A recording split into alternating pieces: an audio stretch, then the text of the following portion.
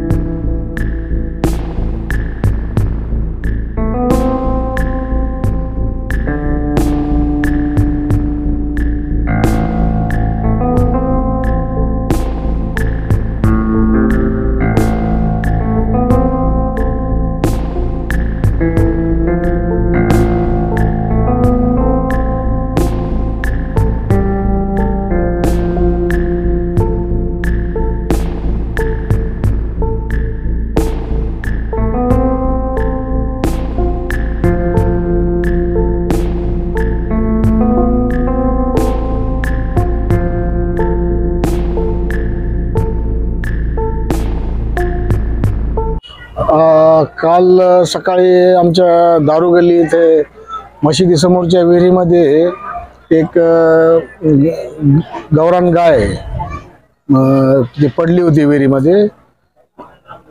विहिरीमध्ये पडल्यानंतर आमच्या एका मुलाने पाहिल्यानंतर त्याला बाहेर काढण्यासंदर्भात आमचे गल्लीतले 4-2 लोक सगळे तिथे जमा झाले आणि आमचा हा छोटा पैलवान यांनी फार थोडा रिस्क घेऊन त्या गौमातेचे म्हणजे खालून बाहेर काढण्यात फार मोलाचा वाटा त्याने उचलला।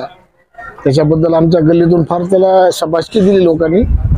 आणि ह्या माध्यमातून मला एक सांगायचं आहे का बाबा, एक गौमातेची आम्ही 7-8 जण जे मुस्लिम तिथं होतो आम्ही त्याची ती रक्षा केली, त्याचा जीव वाचवला, त्याला बाहेर काढलं।